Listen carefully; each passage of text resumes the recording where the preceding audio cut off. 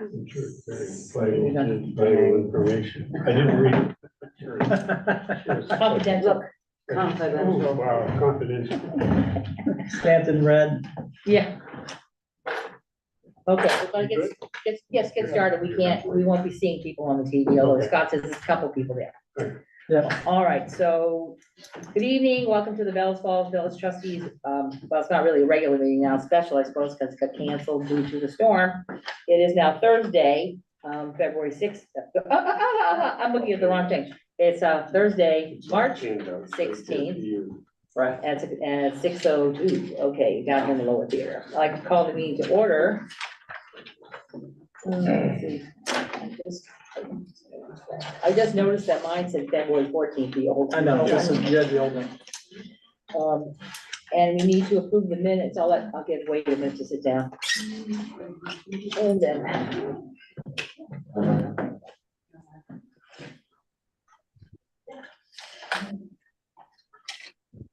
So what we need to do next is to approve the minutes of Tuesday, February 28th, 2023. I move that we approve the minutes of Tuesday, February 28th, 2023. I second. Okay, and is there discussion on the minutes? The last one. Let me make sure. Is anything? And Wade, do you have any? No, I was good on them. Great. Then all those in favor, please signify by saying aye. Aye. Any, we are all in agreement there. Any additions to the agenda for routine administrative matters and or pressing matters that will require ratification at a later meeting? I know I have one, we've got a couple of applications for open air events. Correct. Here, and I would also like to add somewhere on here, the emergency management piece, considering what we've just gone through. I think the village should be involved and open a discussion because there's clearly some gaps we need to look at. I don't know where we would like preferably to put it. Let's see, how about under number 2, after 2, so it would come after the green bike parking project request.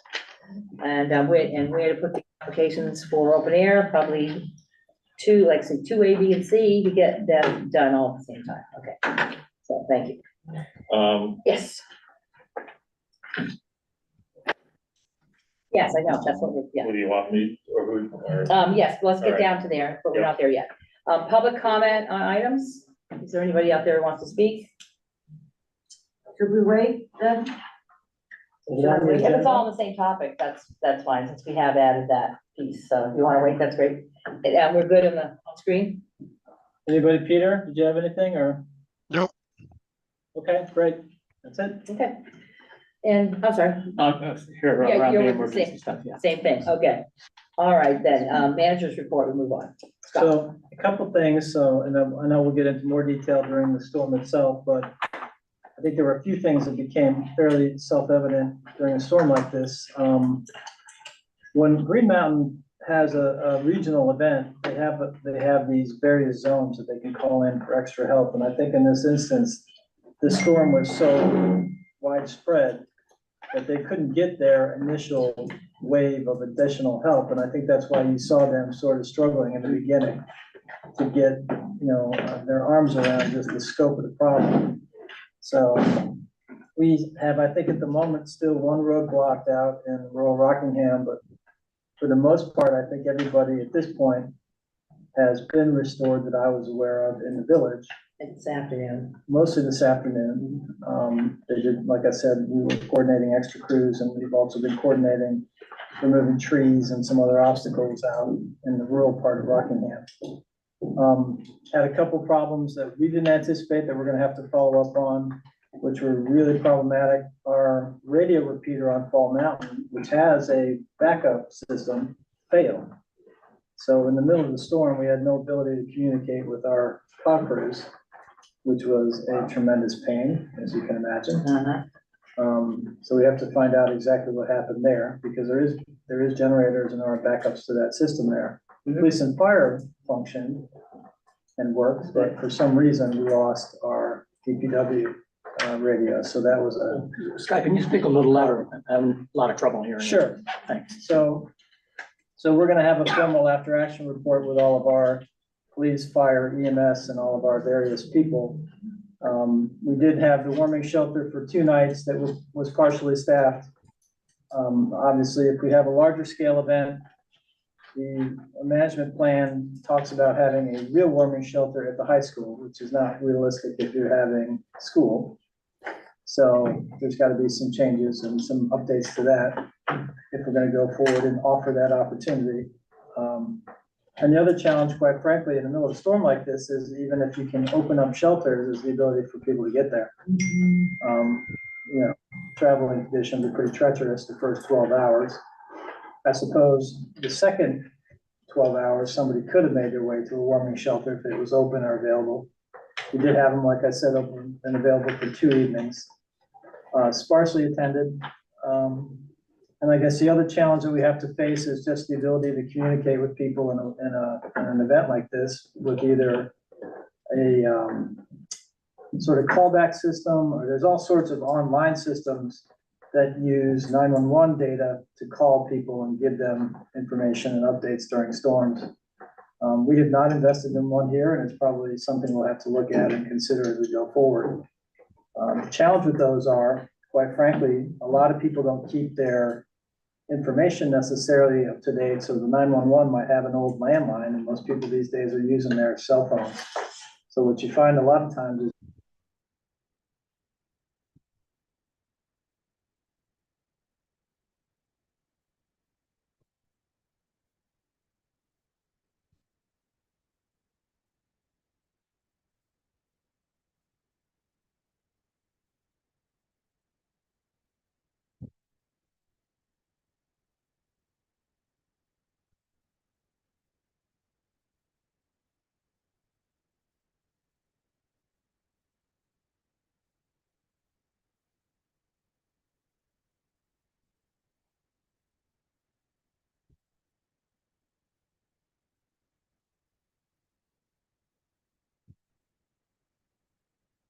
Recording stopped.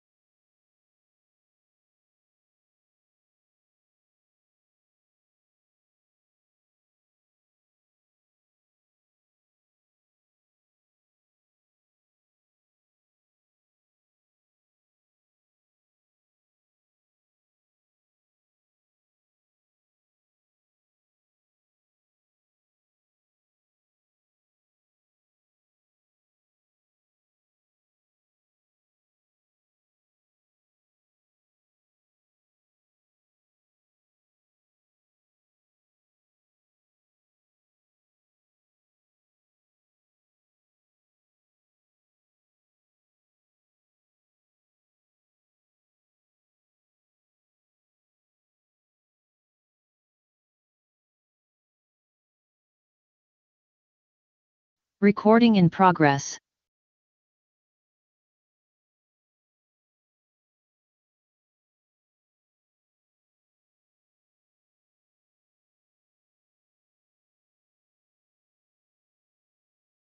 Being the application for parade and open air events permit by Peter Bergstrom.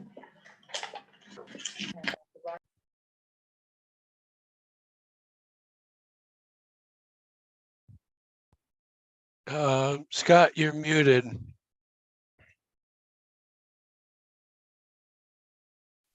Did you want to Yeah. speak to this application, Peter? How about now, Peter? Yeah, I'm back. Is Steve still there? Yes. Yeah. Steve Crafter? Do you want to speak to it or shall I? I think you have more details, Peter. Why don't you? Okay, you're in the room. I mean, the Zoom seems to be dropping out. Yeah, we've never done this event before, but many other towns have had electric vehicle, electric lawn device fairs, and we wanted to try offering one, and it seemed like Hetty Green Park would be an excellent site because there's space on the green if we want to have some tables, and there's space for some cars in the parking lot. We had 7 electric vehicles in the 4th of July Saxons River Parade last year, and that was very popular. So we want to try that this year with a rain date on Sunday, just in case, because it wouldn't be much fun to do in the rain. And as I put down, we might get about 30 people attending. Okay, you've got the time for the event start at 10 and ending at 2, but you'll need time for prep at the beginning and clean up at the end, yes? Yes. I don't see any issue with it, gentlemen. Discussion? Do you need a motion? Yes. I'll move that we grant the parade or open event application for Peter Bergstrom and the Hetty Green Park. That being April 22nd. April 22nd or Sunday, April 23rd. Third, thank you. All right, any further discussion? I would just let you know that April 22nd is Earth Day. Yes, So it's very appropriate. I'm sorry, we didn't point that out, but yes, it is on the application. Yeah. That is definitely. And I'm representing the Rockingham Energy Committee. I'm the chair. Yes, thank you very much, Peter. The only thing I would say is I wish we were doing Green Up Day on the same day, but we don't do that. I'm just coordinating. Great Up Day has a long tradition in Vermont. We're not going to try to mess with it. Okay, so all those in favor, please signify by saying aye. Aye. Okay, you have your event. Thank you. very much. Next, we have the request from 40 Days for Life, Becky L. Matthews, requesting Saturday. Oh, well, that's coming up quick. Yes. Tomorrow. Oh, they want to do it, is it every Saturday? I think every Saturday from the 18th of March to the 18th of April. And starting at 10 a.m. and ending at noon of each day. And Correct. it would be the location, Be the sidewalk area sidewalk in front of near Walgreens. Walgreens, yeah. Okay, so each Saturday. So that's what, 3 Oh, weeks? is it every Saturday or is it like straight from Saturday through? April 8th. Yeah. So that's It will only 4 be on Saturdays. Saturdays, right? Only be on Saturday? No, I guess it's. So 10 to noon. 10 to noon, that's right. Okay, so, Yeah, April 18th is a Tuesday, so oh, wait, no, that's April 8th, April 8th, right? 4/8. okay, yeah, Okay, so it's another Saturday. oh, sure. Okay. It says through, it doesn't say anything about just Yeah, Saturday. so it's Well, yeah, it does, I know, it starts 3/18, but it only means Saturday, 4 Saturdays. Saturdays, yeah, each Saturday. Okay. That's 4 Saturdays. Yeah, it's the 18th, 25th, 1st, and the. Okay, the 1st and the 8th, yeah, so 4. Right. Seems low impact. Yeah. Yeah, the only thing is they'll have to make sure that people can get through since it's a public, Oh, thoroughfare, yeah. Right. So they can be there. They just can't block it to the point where somebody can't walk through. I guess we'll be able to tell what that'll be like on the first one, We shall see. this Saturday. Yes. Yeah. We need a motion for that one as well. So moved. Second? Second. Okay, is there any further discussion on this request? And all those in favor, please signify by saying aye. Aye. Any opposed? No, we're good. All right, thank you. I think we have all that. Oh, that's right here, that's the right picture. Oh, and there's information for if one wants to read about the statement of peace for 40 days of life, or life, I'm sorry. Excuse me. Here as well. Next item on the agenda would be, that's A, B, and C, that'd be the discussion of the emergency management plan. And really after some of the gaps that we've seen here, because we have an emergency management plan, I don't know if any of you've seen it, the LEMP, which I hadn't seen until today. It's for a large scale event, and it appears to me needs some updates, names and such, maybe some other things need to be added to it. Scott was talking about communication being the biggest tool. We see that there are also small and medium emergency events that we need to deal with. This is, in some ways, this is sort of an unprecedented event in Bellows Falls that we haven't had, at least in 20 years, an event where the power went out for more than a few hours, right? So, I mean, it happens in rural Rockingham under big storms, and but people in rural Rockingham, I think, some of them at least, are better prepared to deal with longer term than we are in the village, as we rely very much upon the municipality that way. I think we need to discuss it. I think communication is an immense tool that needs to be dealt with. And I know there are some people here in the public that wanted to speak on the subject. But I'd like the opportunity for the board to discuss the same thing. I think we need to commit some things. Perhaps we need to commit some ARPA dollars to advancing this process, because the world has changed. Our new normal is more storms and longer days out of power. Anyone want to start that conversation here? Right? I know the guys and gals have manned the different fire stations throughout the area, that was a request of mutual aid. And I spoke with the manager on Tuesday to see what we were doing for Tuesday evening, but I know in the past, having been on both boards, we talked at some point, at some link about a generator for this building. The town's pretty much allocated all the funds that they've had in reference to the ARPA. But I would like to think that if, we work hand in hand at times with the town, we've borrowed money from the town. So I think we ought to look into an exploratory or check to see what it would do to put a generator here for this building, for the municipal building for town hall.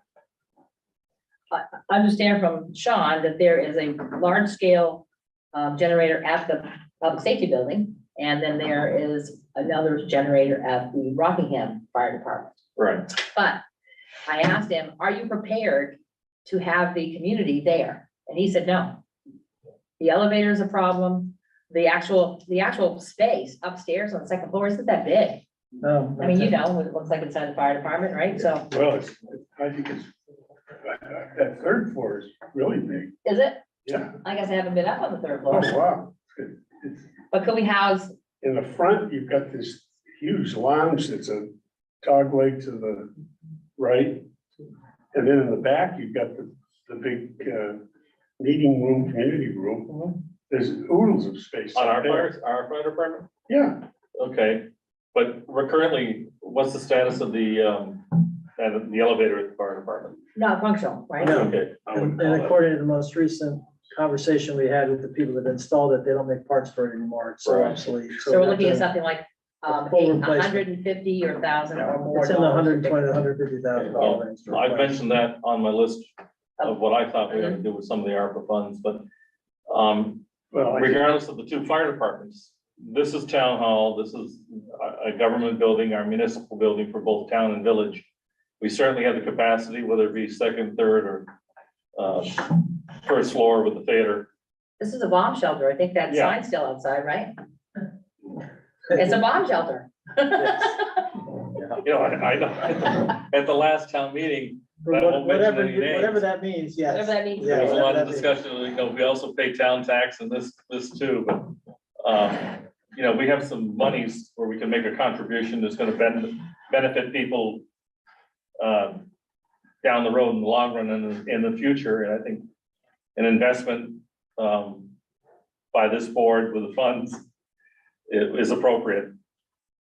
Jake, you had something? Well, yeah, I think, I'm not opining on Stefan's, suggestion here, but I think we're sort of, I think he jumped to the middle of a discussion here. And I think the question is, obviously, we're all reacting to the events of this past Tuesday, and I think we don't want knee-jerk reaction to things. We want something to be done systematically and make sense. But I think I know when I was sitting by the fire, fortunately, I've got a fireplace, with a glass of wine, reflecting. My biggest concern was people that were alone in the dark, and who was checking on them. You know, we wanted to call a couple of people even older than me. Response, yes. And we couldn't because they don't have cell phones, and obviously the electricity is critical to internet and phone, landline phone. And so I think my thoughts were, first of all, there ought to be a system whereby we are able to contact people, whether there's people that actually drive to people's houses, or if they have cell phones, then we'd have that information. But there should be a mechanism in place to make sure that people are safe. And in order to do that, you'd have to have a process whereby you reached out to people and somehow made the list of people that wanted to be contacted. So There's that, we're working at the communication tool. Our So- police department does welfare checks, but apparently, I don't know that they did that during this period because we have people who've been out of power for 3 days. Right. So And the that's a welfare- gap. Yeah. And I don't know, I know they do welfare checks, but I'm not sure if it's systematic with. I don't either. Or how it's Or done. just by phone call. Or whether really it's the police department that needs to be doing this. I think that was my biggest concern was, making sure that people are safe. Right. In a time like this past Tuesday. So, Well, in other Anyway. places I've worked, we had a system called Are You Okay? It was mostly for seniors, and what it was an automated calling system. It would require somebody to return a call every day, and if they didn't, then there would be somebody automatically sent for a welfare check specifically. And people have to sign up for it. It's not, it wasn't a mandatory thing, it was a voluntary thing, but it worked pretty well in situations like this. And there's still gonna be gaps, but I mean, because there are people who have cell phones, but can't charge them and then they run out, or their landline, but who was talking about that, Alyssa? That she has hers is on a battery kind of thing, and that battery on her phone, her landline, and if it runs out, then she has no phone. So but we can capture 90% of our community with some communication tool, we're better off. Yeah. And we also still need people with feet on the ground, whether it's our fire department or police department. But there are at-risk people in our community who for 3 days have not had power, and I don't know if 100% have come back on, and that's just the village, not even looking at the rest of rural Rockingham, which we should, because if it benefits us, it'll benefit them as well. because that's the other thing is that this needs to be a town-wide effort. It's not just Bellows Falls. And I want to continue that communication with our next joint board meeting would make sense too. So that we could do that, because what are we waiting for? It seems like every time we have an emergency, whether it was Irene or whatever, we get all charged up and then everybody kind of goes to sleep. This plan here is from 2019. And I asked Sean, I said, well, where's the procedures? This is a plan, but it has no procedures in place, so you don't know That's who does mostly what a when. guide for, it's a state requirement, all it really is contract. Yeah, so really, you need internal documents that say, you're going to do this. This department's gonna check on all the people. This person's gonna make sure that all the phone communication is taken care of, or the robocalls, or whatever we're gonna do. Right. But there's nothing like that here. At this point, there's still gaps in the system, and because nothing big has happened for a while, we don't talk about it anymore, and we don't promote it, we don't put our effort into it to make sure that when it happens again, we're ready, which is clearly still not ready for an emergency. I want to make sure you guys have a chance to speak before I look to the people in the audience, because I know they want to say something. Anything from you two? Yeah, I'm not, it's not, I think knee jerk, that's not from me, because I've mentioned this generator system numerous times, specifically when we had them, we were changing the pump houses and changing the generators out to pump houses. So I'm not saying that's what you're inferring, but what I'm saying now is we have funds available. And this is a perfect example why we probably should have had something in place, at least at this facility, to be able to power the lights, power the furnace, and do the telephone system. That way, in the event we ever had to utilize this building in a type of an event or an emergency, we can do that. But that would have to be the result of a plan. Right, exactly. In other Well, words, there's if a the plan, the If basic the plan plan here. said the focal point is the town hall, well then Right. yes. Yes, but right now But it I says don't- it's we the don't have high a plan, school, so. it's the high school, it's Saxons River, in the large scale emergency. It's Brattleboro High School. Well, I'm saying regardless of where it is. Yeah. This is a municipal building that serves both the village of Saxons River, the village of Bellows Falls, and the town of Rockingham. You would expect that, I mean, I've been doing up municipal buildings through my sales bit. They've got generators. Evidently, they've allocated the money, or they've got grants, or combination of vice versa, but this event does highlight probably why we ought to have something here. I know it costs money. I know it's a town building, but like I said, we're the same community.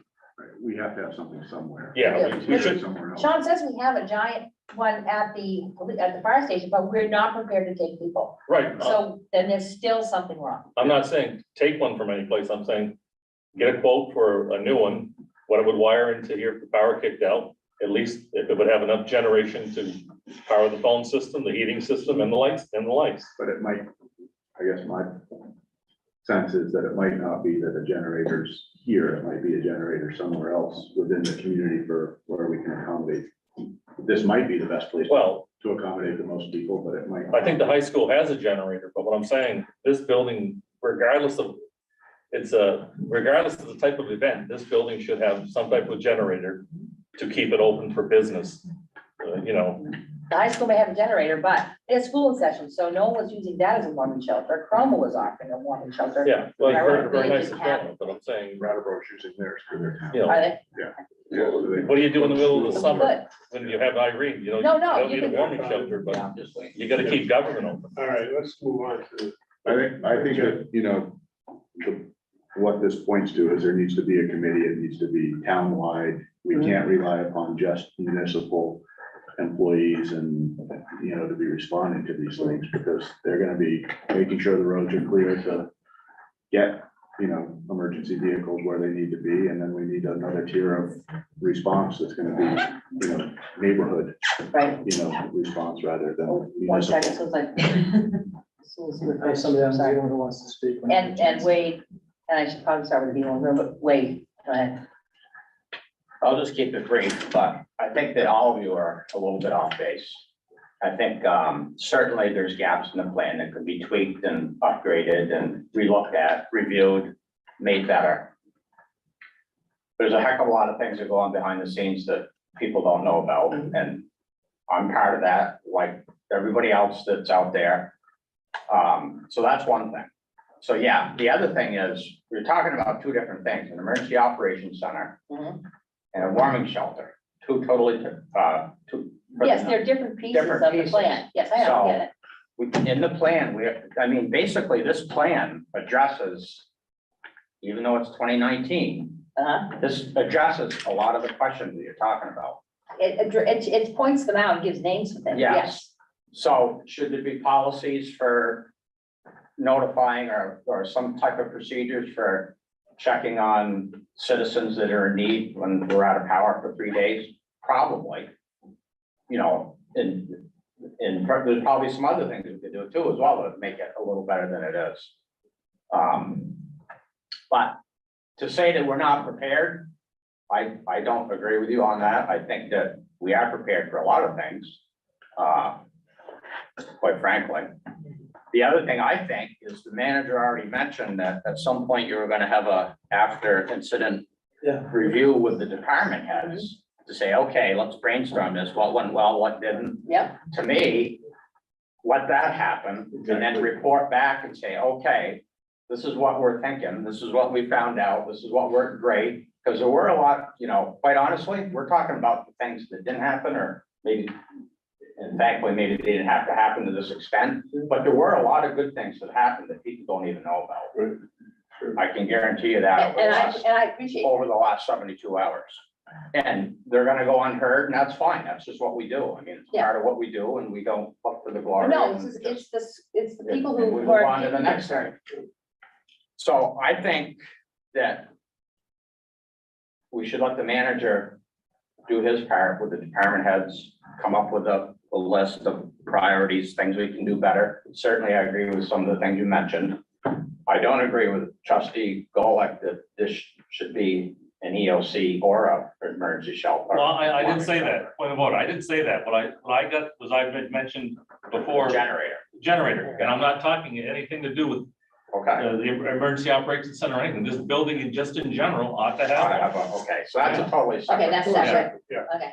So yeah, that my thought is let the manager do his thing with the department heads after the dust settles here and proceed from there and, you know, we can always amend this plan that we have, as needed. That's Can all you I got. send us a copy of the plan?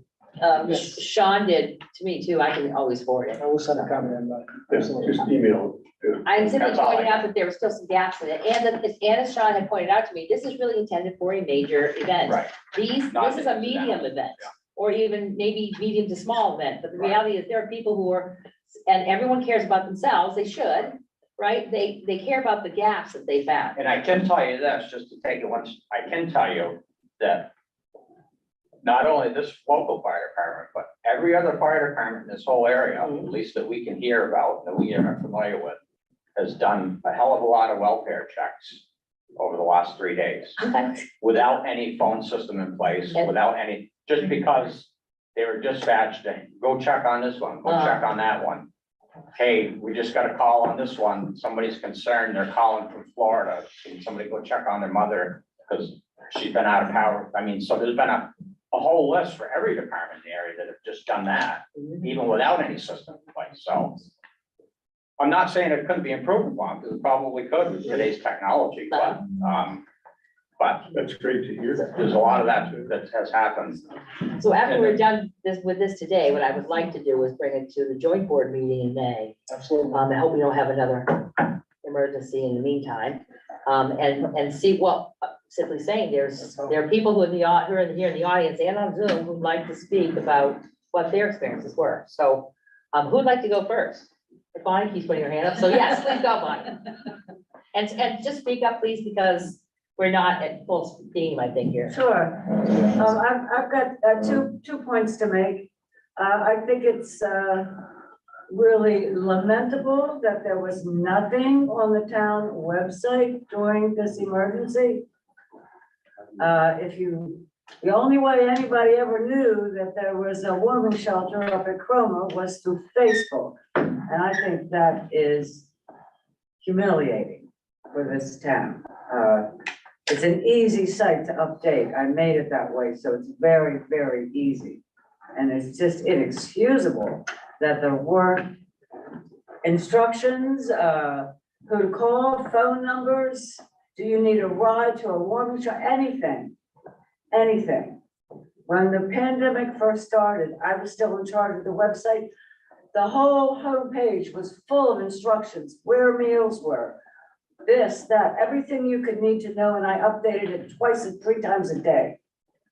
There's no reason that can't be done during an emergency. And another thing I'd like to say, I don't know if you remember us talking about this, Deb, when we were drawing up the blighted property thing. Nuisance ordinance, yeah. Yeah. There was an idea that I brought up that we bopped around a little bit and didn't pursue. And that was in the village particularly, where it's all densely packed, to make a plan and, carve out neighborhoods perhaps a dozen, and seek community volunteers to be an ombudsman in each neighborhood for any kind of emergency, and also for blighted properties. If somebody's place is looking bad, stop by and say, do you need a hand here? Or say, you know, is anything your neighbors can do? Do you need your lawnmower broken or whatever? But it'd be especially important during emergencies. There are people that live near me that I don't know. And when I walked my dog this morning, I heard generators going all down Center Street and West Street. These people still didn't have power. I did on 121. I understand Pine Street, most of Pine Street didn't get power until this afternoon. People's food is rotting. People are cold. They don't know what to do.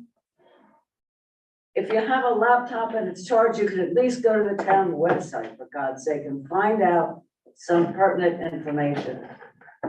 So that's my big beef here.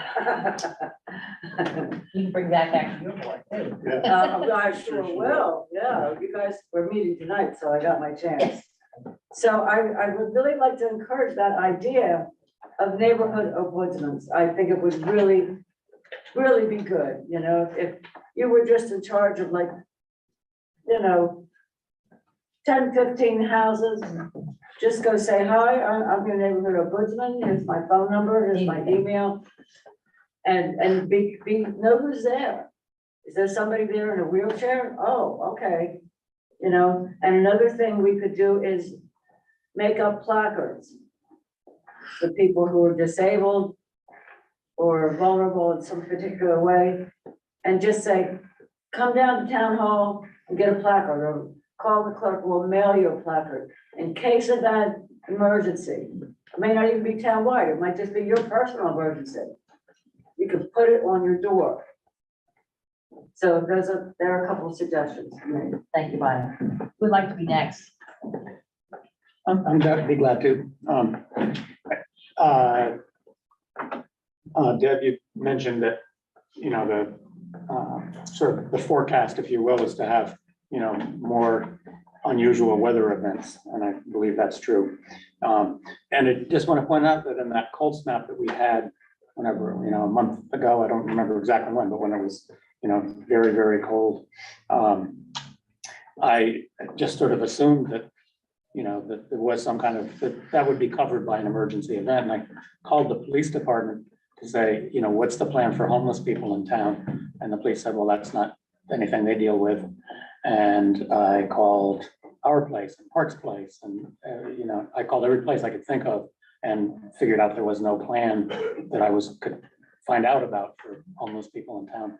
So I drove down to one place where I knew there were people staying, and I couldn't find anybody at that point. But I sure would hate to, you know, read in the paper that somebody froze to death in Bellows Falls because we all turned our backs. In terms of the idea of phone call and, you know, some kind of automatic phone call, Laurel, what is it that we get?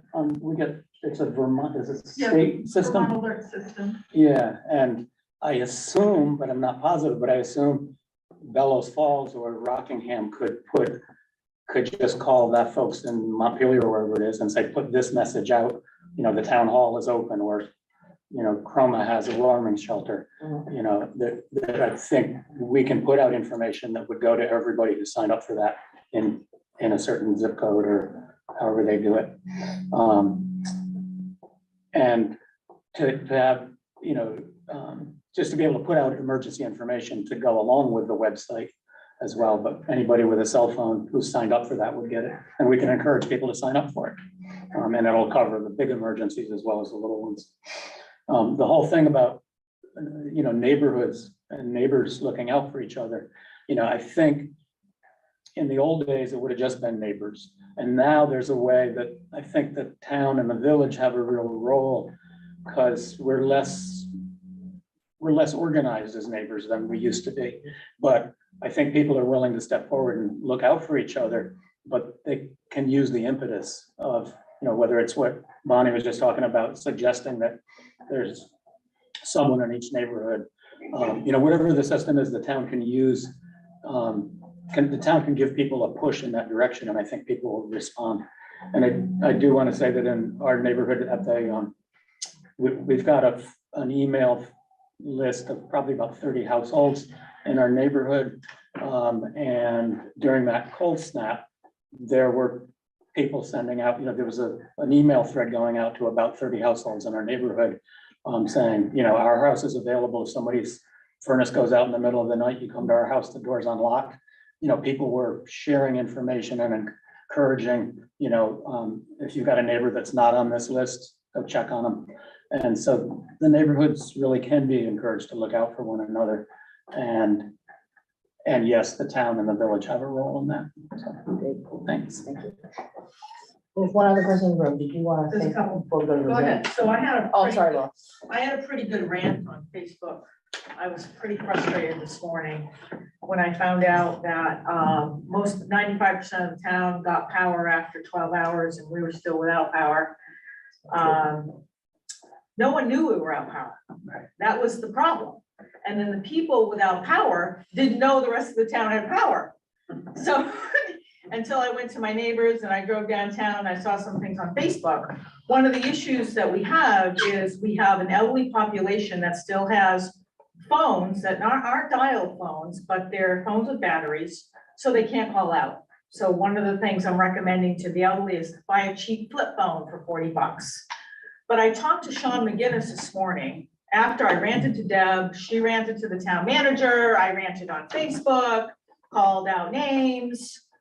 I really thought that the warming shelter was bogus because it doesn't take animals. People are not gonna leave their home if they can't take their animals, so it was useless. And it was 4 miles away up at Chroma. I think Chroma did a nice job in offering it, but I really think what we need is eyes on. And I told Sean McGinnis that today. I think we need volunteers in neighborhoods that will look out for each other. Because no one here probably knew that that whole block from Pine to Henry Street Extension was out after you all got power. And now some of you may have been out without power as well, but no one knew that. And they didn't know you didn't know that. No, they didn't know you didn't know that. So when I talked to Sean today, after my rant to Deb and Facebook and town manager, he asked what could be done. What are we doing wrong? What should have happened? We've never experienced this before. We've only had literally 20 minutes of an electric outage or 2 hours. I was telling my new neighbor, don't worry, sit down, relax. Have that bottle of wine next to your fireplace. The electricity will come on in no time. It's okay, it's fine. And she's like, oh, okay, cool. Well, it didn't. This was the first time in the village we have had no power for 2.5 days or whatever. And people were not used to that. But Sean told me he had no idea we were without power. He said, if I had known Pine Street was without power, I would have came to your door and I would have knocked on the car's door to see what was going on. I was the one with the 97-year-old neighbor that had to get up in the middle of the night and go down to the basement and put wood in the stove. Then he decided to start an old kerosene stove the next day. And I walked in, the house was reeking of kerosene that night. Nick from Famous Pizza came in and said, what are you doing? You gotta open the windows. They didn't even smell it.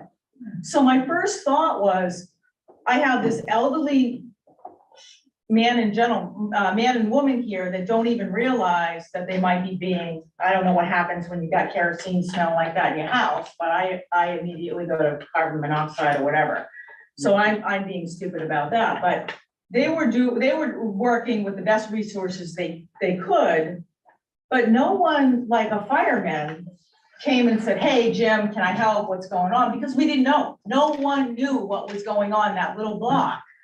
The town manager didn't know, they didn't know, anyone knew. So the line of communication, we've got to get better with. We somehow have to figure out, and I think both of these two are right. We need some sort of local community, local neighborhood. Let's check on each other in times of emergency to start. I do think we need a committee, but I think that committee needs to be comprised of professional people that know how to create emergency contingency plans. Not just put it on the town manager and staff, but people that maybe are retired, like old planners from Brattleboro and old town managers and things like that, that are willing to come in and create a contingency plan for policies and procedures on these little nuances that we're gonna have. I talked to my oil provider. Everyone is using more electricity. We all have those, what do they call, the electric heat pumps.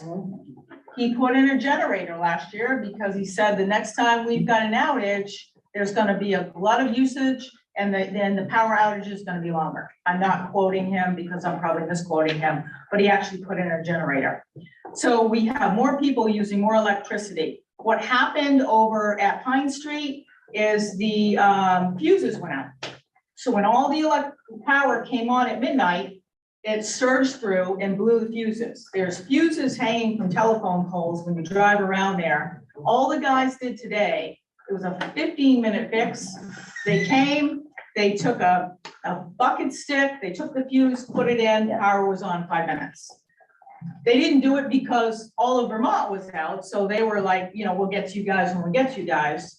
But what happened is we had so many people calling GMP. You called, the town manager finally called. I tried to get a Facebook stream to call GMP. We hounded them so badly that they just said, put us out of our misery, please. We'll come and take care of everything.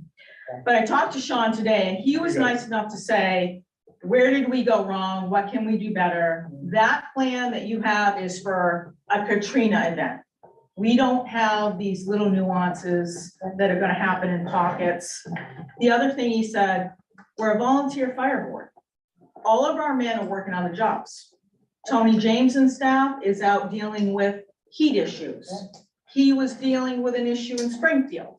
Some other staffs, you know, so we don't have a group of firemen and women like we used to back in the day when we had 8 or 9 people hanging out up there that can go around knocking on doors.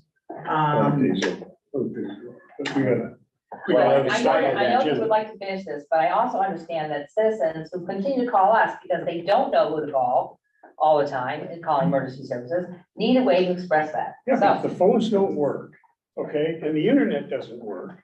it's not the only, there's lots of phones working. We don't have a communication tool to But talk to people. we've agreed that we're Yes, we gonna have, have the but these citizens manager. came here to express that. I understand. We've You got don't- We an have not emergency agreed to plan, anything. and we've got an agenda that we gotta get to. Yes, I know, budgets and you know what, things like that. I'm intruding on your glass of wine. Sorry about No, that. it's not, this isn't about wine, this is about our We business. we that we typically have. take conversations during agenda items somewhere between 1 minute and 3 minutes Okay, of time. All right. And, that's. this is the communication problem that we have right here. Okay. Okay. And the fire chief said he had few calls that they had to deal with. Yeah, well, you know there's more. I So know. thank you. I'm Thank sorry, you. Laura, did you need to time? Sorry to intrude on your time. Thank you. Laurel Green, I live up on Brown Street. And before Scott came to town, we had the Let's Take Action Rockingham meetings where we set some priorities. And one of them ended up being Sustainable Rockingham, which is kind of petered out now because COVID happened and knocked the wind out of everything. But one of the suggestions that Scott had for us was to do the Blue Sky Days and talk about emergency preparedness in times when we don't need it. And we did a bunch of work and I learned a bunch of stuff, including there's a system in Vermont called CARE, Citizens Assistance Registry for Emergencies. And it's in association with 211 and 911 in Vermont and the Vermont Emergency Management System. And it's this voluntary sign-up sheet for people to be contacted when there's an emergency. And Sean said these get out of date so fast you couldn't believe it, but it's one method that we could use. And it has stuff like, I don't have transportation. If there was an emergency and I had to leave the area, or in this case, get to a warming shelter, I need a ride. I can ride in a car, a van. I use a wheelchair, I need a wheelchair van. I need a ride in an ambulance. I have specialized equipment that needs to be transported with me. I have a service animal. I'm deaf, hard of hearing, blind. I don't speak English. And I use oxygen, and I have to have a backup supply that will last for a certain amount of time. There's a system in place already to capture this information so that we can have it. We just have to get it out to the public. Every time I've tabled with Sustainable Rockingham, I've handed these out. And I mean, I shove them at people, but we could make that happen. My suggestion is, you know, the whole thing with town meeting, this room was packed. I think we could have a meeting like that monthly where we talk about, okay, what are we gonna do about emergency management? Not just have experts, that maybe was a good idea that she had, but the people in town who've been here a long time have ideas too. And the people who are moving in new are bringing in different ideas too. So we really need to talk to everybody. You know, doing the debrief, that's great. Let's do that, but let's make it a community conversation. Is there still someone on Facebook, on Zoom? who wants to Yes, they speak? have a hand up, so I don't know If they who still that want. is, but if you. Yeah, can guys. unmute- Yeah, guys, it's Jamie Barrick, a Bryant Court. So obviously I'll keep this as short as I can. However, there's a lot been covered. So number one, from like an emergency center and everything in town hall, and a generator and everything like that. If we already have, you know, Rockingham Fire Department, Bellows Falls Fire Department, and the police, I think our town officials should be able to run an emergency center out of one of those to be able to stay in contact with other people versus adding a generator. I know that the town and village is also looking at, you know, reinforcing the roof at town hall, putting solar panels, do battery backup if we're into solar so much, and we'll be able to run the furnace and a little bit of light while we're doing that project. The other one with the emergency plan out there, what is the availability to the general public for that? Because what I'm hearing from the trustees tonight, a lot of them are just seeing it for the first time. And I understand it's been around 2019 that it came out. Is that posted on the website anywhere? No, and it's a town emergency management plan. No. It's adopted, It's right, been adopted by the town right. and Well- then through the state.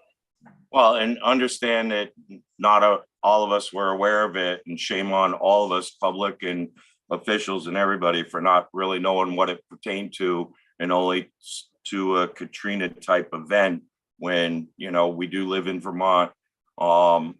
Scott, on your fact finding and your lessons learned and feedback that you get, I'd like to hear more in depth on GMP and their response to this.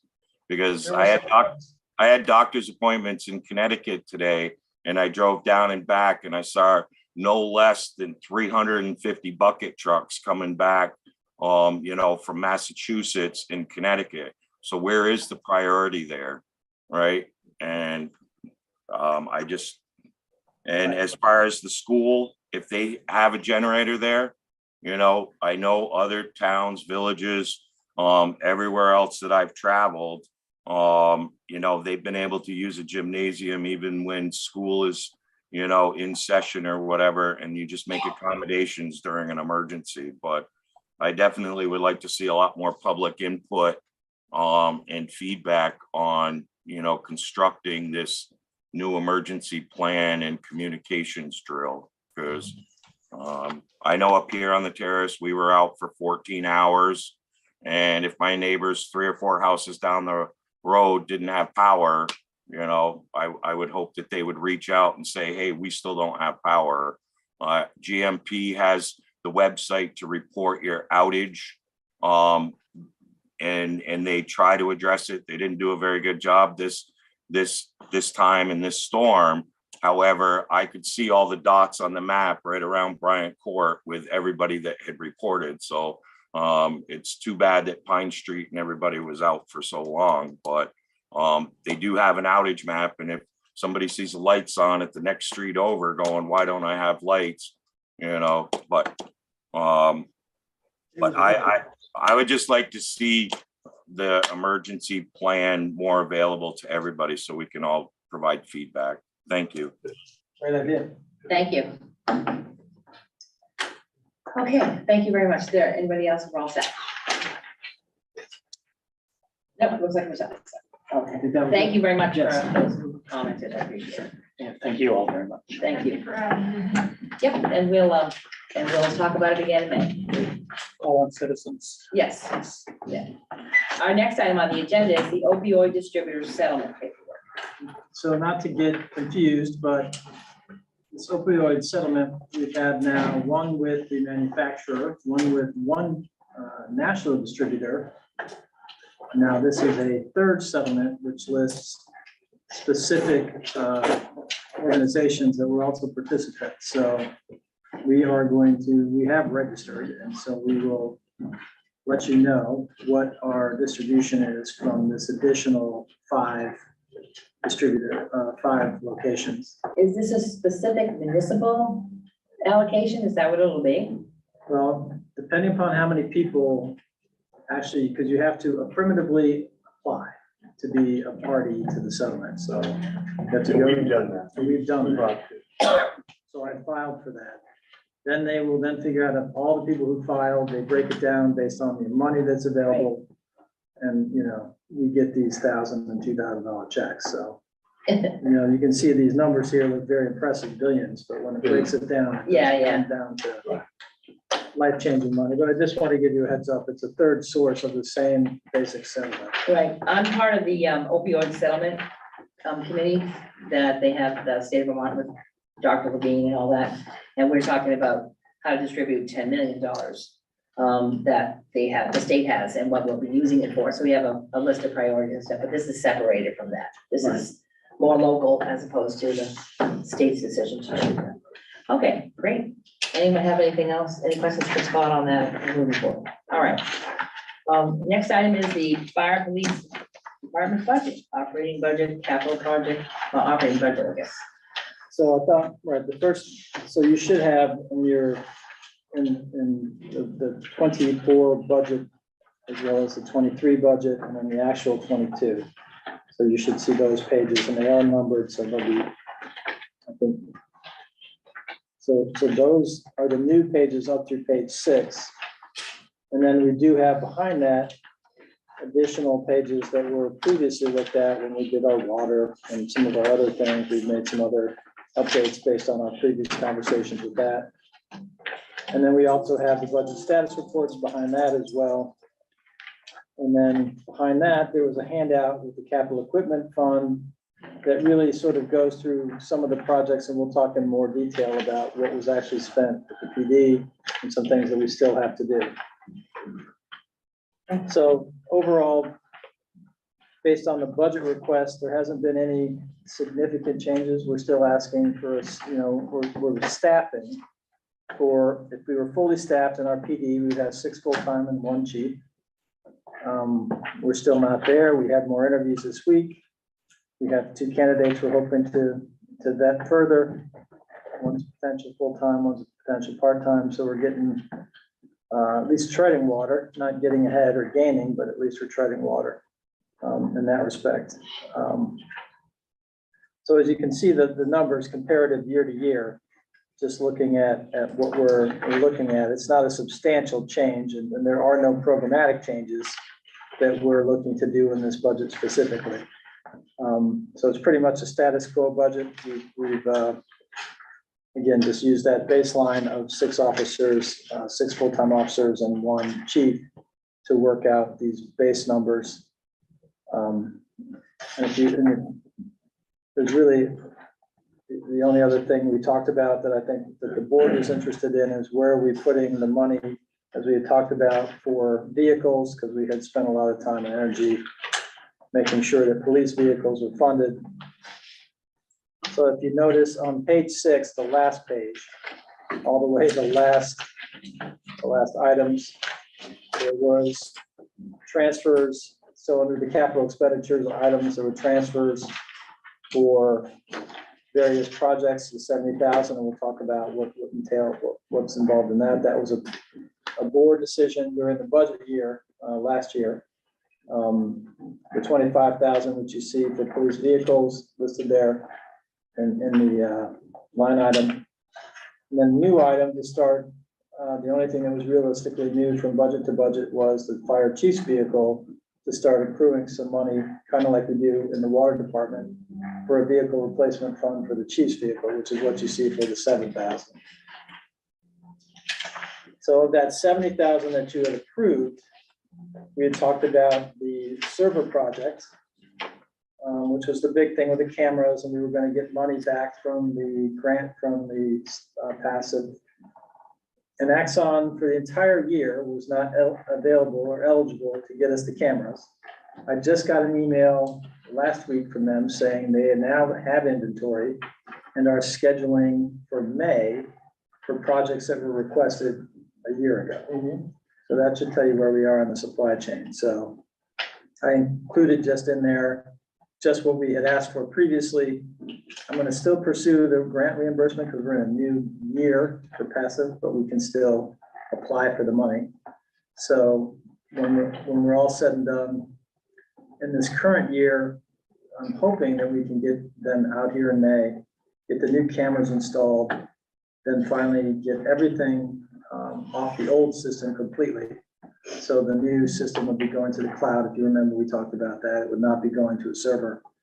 And then we would have the availability to go on the old server. And if we needed to pull data for cases or other particular items that are on there, we'd be able to use that PC to go in there and that. So that would create, at least then the next phase of capital work that we need to do. And one of the reasons I gave you a list of the age of various equipment, because if you notice that on one of our police servers that isn't that old, quite frankly. We bought it in 2016.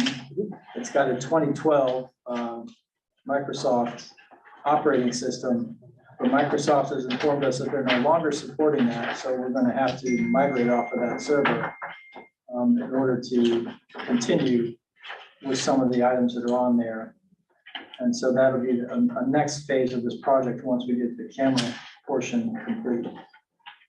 The fear is when they stop supporting the software, what ends up happening is there are none of the fixes available for things like cybersecurity or any kinds of patches for any kind of problem. So that's where people then can access your system and create all sorts of problems.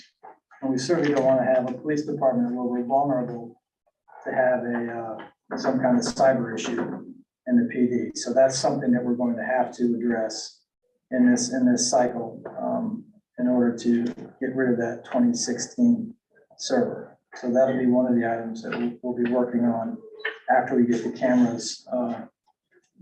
system up and running. The other money that we had spent with that 70,000, if you remember, we did a mini split for some of the building for heating in that building. So that was about a $20,000 project. We also spent money on our paving and that door that we put into the side of the building so we could access that parking lot. So that was roughly, I think, another 30,000 or so. So we still have some of that money left that we were going to then use to finish the gutters and roof project. We're going to put ice dams, some gutters on the sides of the building where we're having the penetration into the basement, into the which is now, we sealed all that and that stopped leaking. But now we just want to make sure that we deal with the runoff off the roof so we don't have a problem in the future.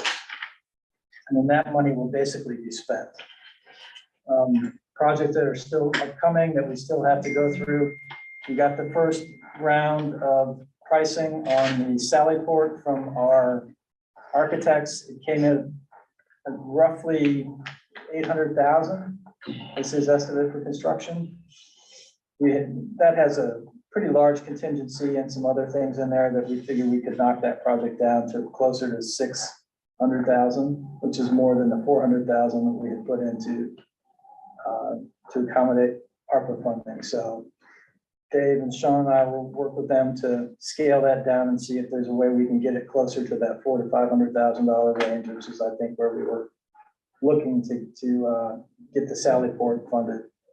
The dispatch is at a point where we have to do some major upgrades, and this is something that we're going to need to speak with, how do we want to approach that? Because the types of things that we might want to do might require a different console than what we currently use for our dispatch. Things like these automated call systems. You know, they're great features, but when you do that, you tie up all of your outgoing phone lines until those phone calls are completed. So it might require some new infrastructure at the PD in order to accommodate those kinds of systems. They're great, they work well, but again, there'll have to be some upgrades. Our console that's in the dispatching now is another one that's past useful life, and we're gonna have to make some upgrades to it in order to keep it operational. I don't have those numbers yet, so we just started working on that project. And then I think the other thing that we talked about, and we just touched on it briefly earlier, was the lift itself. The board had put roughly, I think, $30,000 into that to think we could repair it. Brought in multiple contractors. Nope. It's a Lula lift. The So, elevator. Oh, yeah, so it's basically a lift system in the building. And we need it for handicap accessibility to really make that, if we're gonna make it public space in any way, shape, or form, that's gotta be right. right, you need to have it. Ours is so old, it can't be repaired. And there are no parts and anything available to try to even make it operational. So the last person that was in basically said, you gotta buy a new system and just take this old system out. And the new system's about $150,000. 280, I think. That's So- what John said, but that means the $30,000 would go towards that. Correct. Yeah. So I think the goal there is to go and look and see if we can get some ADA grant money to make the building accessible. If we are going to do something to make it accessible to the public, we're gonna have to do ADA updates to the bathrooms, because the bathrooms aren't ADA compliant. And God help us if you want to allow pets, because I don't know how you can do sheltering with animals. Not in that kind of space. I just don't know how you do it. I mean, I understand, I love my pets too, but I just don't know how you can have that, you know, You make have to that have a work. separate area for them. I mean, that's what you point out, but There's one listed on the plan that says they take pets yes, there it is. on the current plan. Yeah, the emergency plan, which we didn't know what it was, but yeah. So The, those are all considerations, right? So we still have investments to be made in that building, and decisions that we talk about here might impact some of the scale of what we're trying to do. Yep. the thing that confuses me, if you're on page 6, kind of, we'll start at the back. Yeah. Is, you know,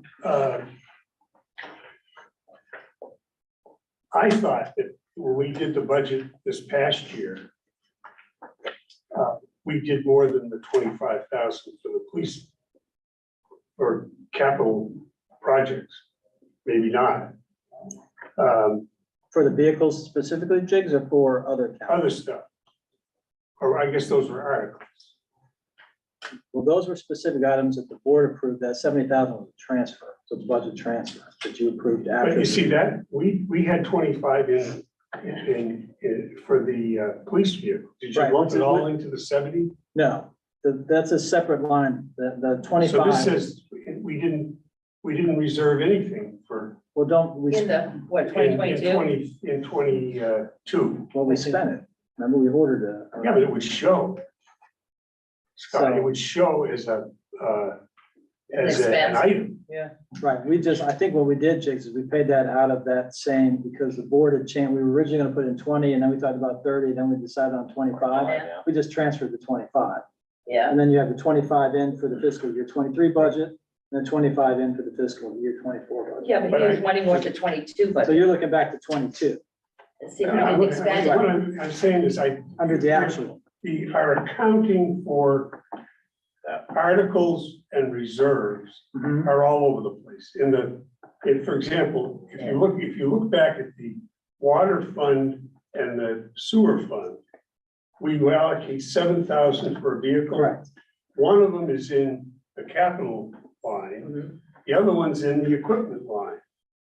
So I mean, we gotta have Alyssa They're not consolidated, so they all in one. Yeah, so that we can see all of them, you know, obviously, the two funds are separate, Correct. but you passed out this statement of capital and equipment fund, Right, which is, okay? Right. Now, Yep. so it shows fund balance, whatever 516 is. 51600 it says fund balance, $2,500. Then it says building improvement, 45,000. And then police equipment, 22,500. And then below it, it says minus 13,000. Okay, so my question is, what's our balance in the various funds? Do we have a police vehicle fund, right? yes, We're gonna start having a fire department vehicle fund, which will be separate, right? It will not be a 516, correct? okay? Then it would be what? Building improvement fund. Okay, so what I'd like to see is apparently the balance as of this date is $56,704. Correct. We know there's nothing in the fire. No, that's a Okay. new number. The 7,000 is a request. That's a brand new request. We don't know if this minus 13 has anything to do with the police equipment. It's only police, yes. Oh, it's all. It's the building, Jigs. This is all capital and equipment for the building itself. So these were projects that we were working on the building. But you hear what I'm saying? You look at these accounts, Scott, and you can't figure out what's what. Right. I'm saying as of March 13th, what was in the building fund? What was in the police vehicle fund? I think those are the only two funds that we have. We know that the balance is 56,704, Right. but the way it's displayed here, you can't tell which is which. Right, Right, there, so- This, yeah, the so breakout's different. So in fiscal year 23, when we started in the 516 fund, Jake, we had $31,704.70 in building improvements, and we had $22,501.40 in the vehicle. So that's your 56,704.70. sorry, what is that again? The police was what?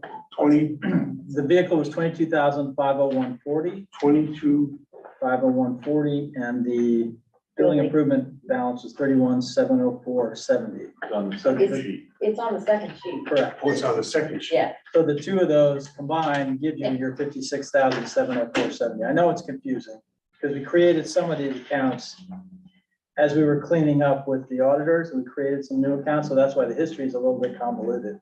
Because then we had to move stuff that was charged into those accounts, so it's not clean, and it should be clean going forward. Okay. So I do understand the confusion, because it took me a while to understand it too. And this includes all 2023 transactions to the capital fund. Yes. So okay, So if we were going to do any more projects in the current year, Yeah. we have $56,000 to do those Right. with. well, obviously, we're not gonna buy another. We're not gonna buy vehicle, another police So vehicle. you've got 31,000. In the building itself, I have 31,000. 31,000, that's it. Right, but I'm not gonna buy a car. no, but I'll sit there and be added to for another year. Okay. And out of that, we plan on doing that camera project that we talked about and finishing the roof drain and ice dams and all this. Out of this, Out of the out of first this one. 31,000, yeah. Now, the budget, you've got 30,000 for a server. That's the piece that I said, after we're done with the Axon cameras and with this failed server, So we already paid for the Axon server? Cameras, no, we've not paid for the cameras yet or the install. That's the 16,637. okay. Do we have it reserved? That's part of the 31,000. And again, if Axon comes in May, which they're telling me they're going to do, I can charge it within this budget year. Okay. My honest opinion, they're full of crap and we won't see them in We'll see. May, but I have to go by what Let's they get a tell target, me. some target date somewhere. At least we got. It's over a year since we ordered this equipment. It's really We're outrageous. making appointments now for. Yeah, there's stuff that was ordered a year ago. There's still work to do on the door that was cut in the brick wall. There's a little bit of work to do there. We have to do some electronic work there And then trimming it out or. and a little bit of trim work. So the budget calls for 30,000 for servers Yes, and then the 7 and the 25. correct. Okay. Can we go back to the beginning? Back to the beginning. Yeah. So that was convoluted. Page one. We're back to page 1 of 1 on the budget. Just a couple of observations. I really compliment you and Alyssa for and the department heads for the budget. That it's so much easier to go through now. But, as a trustee, I must say, I am disappointed with the revenue from the police department. I think we hopefully, we put in what appears to me a meager, $5,000 and we aren't anywhere, close to it. And, so we're gonna cut it back, but I'm really disappointed that. Well, I think it's a true reflection, Jigs, of just the turnover and the lack of staffing. Because I can't bring in, we lost another position, and so we're still trying to get another person full-time to fill that position. Yeah. Well, of So course, it's frustrating. we budgeted revenue for the rental housing regulation, That would and definitely, that's not Right. started yet. right. Yeah, that's the yeah, big yeah. one. Yeah, And it never happened, because No, now we're never still happened. waiting on the MOU and all that other stuff. Right. And finishing the ordinance again, Right, and then whatever the state decides to throw it in the clunker. if and when the state decides. We got, But yes, that's a We got gap it. in our revenue. for sure. Yeah, apparently we got a $200 increase in last year's budget for the health officer. And we're level funding that. And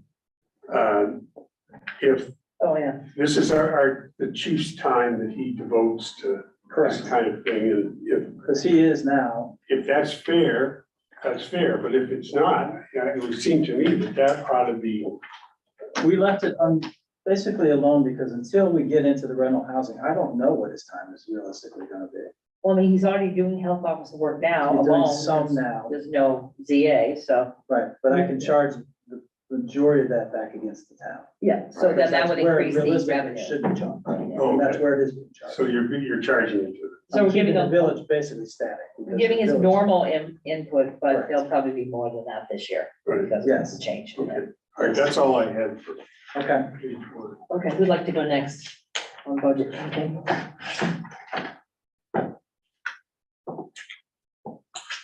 So if we're gonna add, what I looked at is the end totals of what we anticipated for budget this year, which is Wait a only, minute, I got a couple- I got what, some 20,000 more than we had, so. I noticed you put 2,500 in for the legal, for the union What page you negotiation. want? You want one? It's on page 2. Okay. At the bottom, that was a wild guess, Chase, because I don't know where we're gonna end up. because, And so, Ray used to sit in and negotiate and do all that kind of stuff. Not now. right, we're And not so- gonna bring him in until we get to a point where we think we want to have him come, and we'll talk a little bit Include about it, yeah. right, Okay, how that might work, but at the moment, I don't think we need it. okay. No, early stages. review of the contract will probably be the biggest piece, once we settle on. Yeah. things. As long as we're not doing arbitration process and, Yeah. let's hope that we don't have to go through arbitration. I think we can Should be good. keep that. Okay. The other, on page 3, we moved the DFGDA up to 10,000. He put the number in there that we've been talking about. Correct. That was the Still- request, and that, since it was a Yeah. request, I put it in as a budget.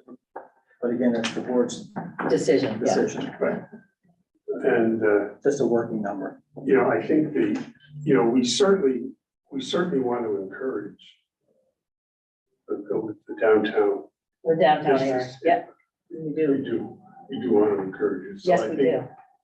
I think we ought to just, And I Shut think up. we've had several turnovers on the Dept director because they only fund a part-time position and we try to keep that stuff going to attract more businesses in the community, so, and they haven't had an increase in some time. 8 years, you said. Yeah, so it would make Eight. sense just for the normal doc, like when they tell you that, oh, they got $75,000 in 1920. Okay, what's that worth in 21st century dollars? Yeah.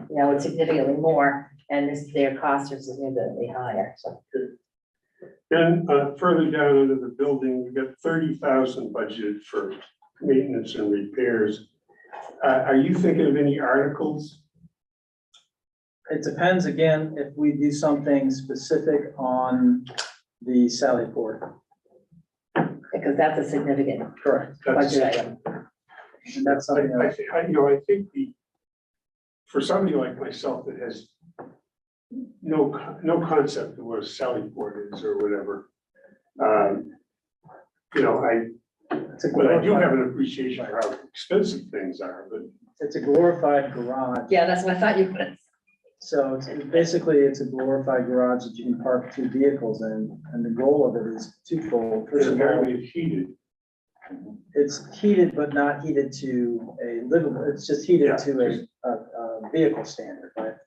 Above freezing, so the cars are out of the cold and not having to idle. And But really, are they talking about, brick to match the brick building and those it'll kind be of? a split block with a facade on it to match what the brick looks like now, full brick. Full brick's expensive. So we're looking at the cheapest materials we can find.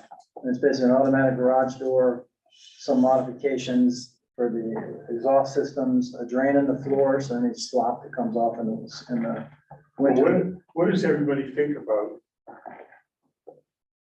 Forget ARPA. And Bond for that?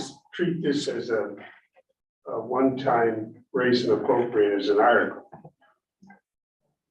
It's a big number to go out and ask people for as an article. There's how many pennies on the dollar, I think it's, what is it, 27,000 per penny? I think in the it's village? close to that. That's maybe 28.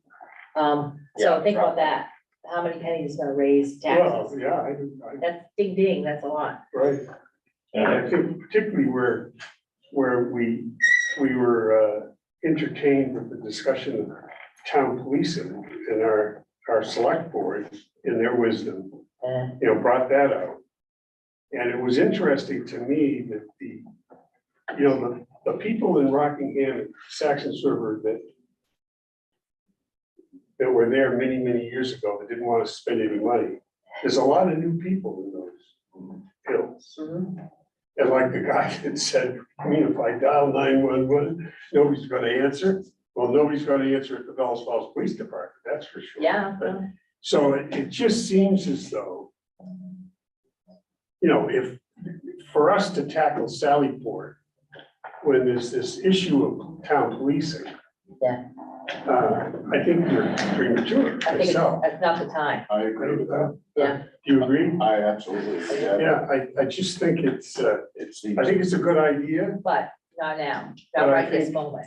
I think we've got to flush that out because, my feeling is if the select board is willing to take care of a couple of places in In rural Rockingham, Rockingham, well, then they can take care of us. there you go, then they Oh. can build a Southport. Yeah.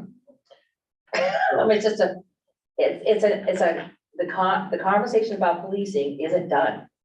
And I think it if needs that to be on changes, our- then, There's a lot of conversations, right? The sheriff's got all this stuff that's going Yeah. on in the background. The last thing that I found that the boards looked at together jointly was 2010. So it's dramatically out of date. yeah, So, clearly. I don't know what the appetite is to engage in a more, I don't know. I mean, it's a decision that the boards really need to make. Well, I don't usually get any phone calls from The- residents. Yeah. I don't. I mean, you guys say you get it, but I don't, Yeah, once in a while. But I have heard from 3 or 4 people, which is a ton. For you, yeah, that were outraged that the selectmen went to the sheriff. Oh, yeah. Why didn't they contact the Bellows Falls Police Department? You heard Peter, he said in the past, we said no. Well, That's what they've said. wherever he But was at. realistically, for $6,000, like I said at the meeting here, what are you gonna get? Well, you're not gonna get. Right, It's a- exactly. It's a very tough question. But our rate is lower than $60-something But an hour. the point is, So they we charge were, 55 for special detail. we are the town of Rockingham. for Yeah. God's sakes. And, so anyway, I think it ought to be on our joint board. I think that's a joint board. Yeah, I mean, I saw the It is. Sally Port as a tangible item that, we could use, but if we didn't have these funds available, I probably wouldn't have mentioned it very often. Mm.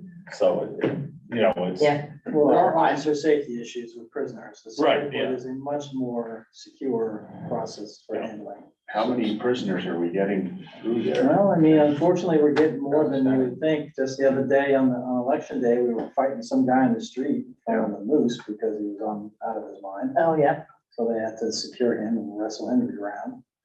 So I have two thoughts. Dog handled that. Sorry. For just for what it's worth, I still support the building of a Sally Port. Because regardless of what happens, I think there should be one there. There should have been one there when the place was built. Yeah. My follow-up to that is, I am a little shocked at the price. I mean, even with the things, I didn't think it was gonna Yeah. be It was a little more, I $700,000. was a little shocked at it too. So my thought was, and what made me think of this was last Friday, I was standing in the Sally Port at the Springfield Fire Station, Springfield Police Station. Theirs is one bay. Yeah. It's definitely not two bay. It's probably it's one big bay that can still only put one cruiser in. Mhm. And I was standing there looking at it and talking to the guy that I was with, and I thought, even if we had to do one bay, this would be way better than what we've got. So my thought was, even if we had to relook at it to get the price down and end up with something like Springfield's got, it works, theirs works pretty well. He said they were pleased with it, and it was still kind of take care of the issue of being able to have a vehicle in there and officer safety. And, he showed me the procedures and what they do when they bring somebody in, and it's night and day compared to what these guys have to do. Right. So I still support it. I think it's something that's I still support it. worthwhile. I do support it. so. But I would also be in favor of, if we had to scale it down to only do one vehicle to save some money and still make it happen, that might be the way to go. I don't know. Just a thought. Good thought. And again, what made me think of that was I was in there last Friday and I was thinking, Where is it? Cause I don't remember. Is it right there in the front or is it in the it's back? right on this, as you go by their Go to police station, it's on the left side. It's on the left side. Yeah. So like coming into Springfield, you Yeah. can see it on the, Okay. because I go by that. Yeah. I didn't know, I guess I didn't notice it when I was there Friday, so. So that was, Well, I mean. It might where- be, So where are we option. on the conversation, at this point? We haven't had a follow-up with the architects to really break down yeah, the construction estimate and look at what our alternatives are. Yeah. Cheaper materials, what else can we do to cut costs? I'm concerned that the building itself has infrastructure issues that need to get dealt with. That building will always have infrastructure. Yeah. issues. It wasn't great, sorry, architect, but So it's had issues since the eighties, I guess, when it was built. Yeah, it's a challenge. okay. So that doesn't answer the question of whether we think we're gonna put an article, a warning or not. At this point, Well, I'm not, myself, I'm not in favor, and I think it's a little premature. I hate to go to there. I would hate to go to the article route until I knew more, Right. like what the other options might be, plan A, B, C or whatever. But we have to set it I by, know. we have to set our budget by end of this month, beginning of April 10. I think we have one more meeting to kind of go through everything, which is the meeting of the 28th. Does that sound right? And I think we have one more meeting where we have to finalize it. I mean, even if we had to collect more info and put it off for another year, that's still, but keep it in the pipeline. Keeping it alive, It's- Yeah, I just find that it seems like it's a new priority that we didn't know about it before. suddenly it's a priority that when I talk to people in the community, they're like, what? Right. Like, do we really need that? what does that cost and why are we doing this? There's so many other things Well, I that think could that's have been taken care It's of. surfaced because all of a sudden we have, $800 and something $1,000, but Well, there's that too. I mean, I first initially, like you said, it's in its own way. It's not, yes, it's more than that, but a glorified garage. Yes. At first I thought our conversation was about chain link fencing with a tarp roof in order to protect vehicles, right? To keep them a little warmer, to keep them out of the rain, I mean, that's just a basic idea, but and then all of a sudden, boom, now it's a very expensive heated building. Yeah, and then from the public safety standpoint, if you have a prisoner once they're contained and in the vehicle, what's happened in the past, if they're high risk, is there an option? You take them to Springfield, you take them to, or is there an agreement, or is there not such an agreement? Well, we have to take them here first and process them, and then we would take. Do we them have a somewhere. cell here? I didn't even know that. We do. Have a holding area with an interview room. It's accessible, and it'd be accessible from the doorway, from a sally port. A secured way to process the prisoner. Right now, they come outside, walk around outside, walk through the door, walk through the building, and then walk into the back to get into all this stuff. It's great if somebody's cooperating and is, lovely and So could there just be a working with different, you. Not everybody that we bring like in is lovely and cooperative. And we're not allowed to use dart guns on them. but is there a way to Things have get more changed in that direct access respect. to that cell?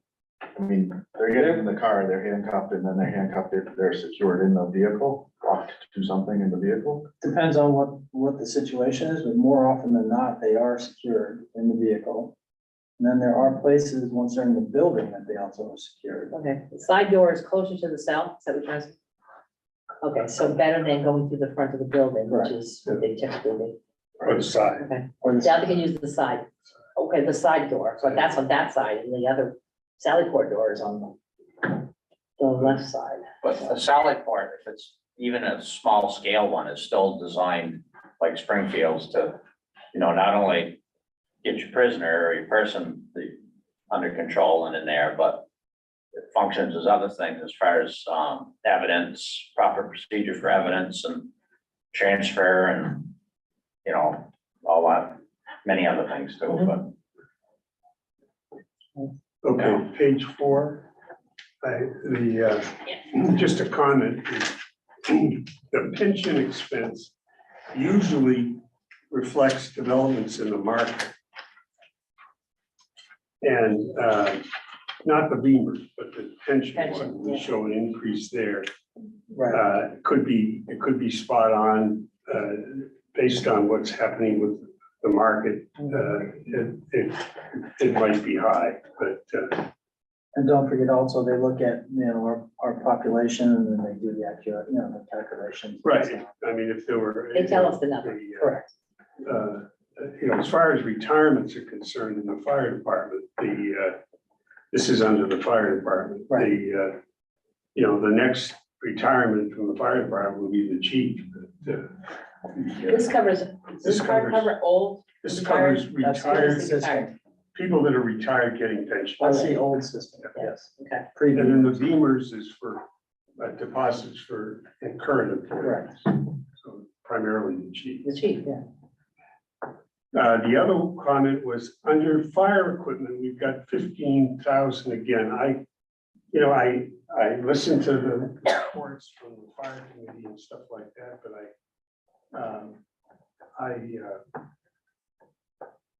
I'm not sure what we've got for equipment that's not being bought by the town.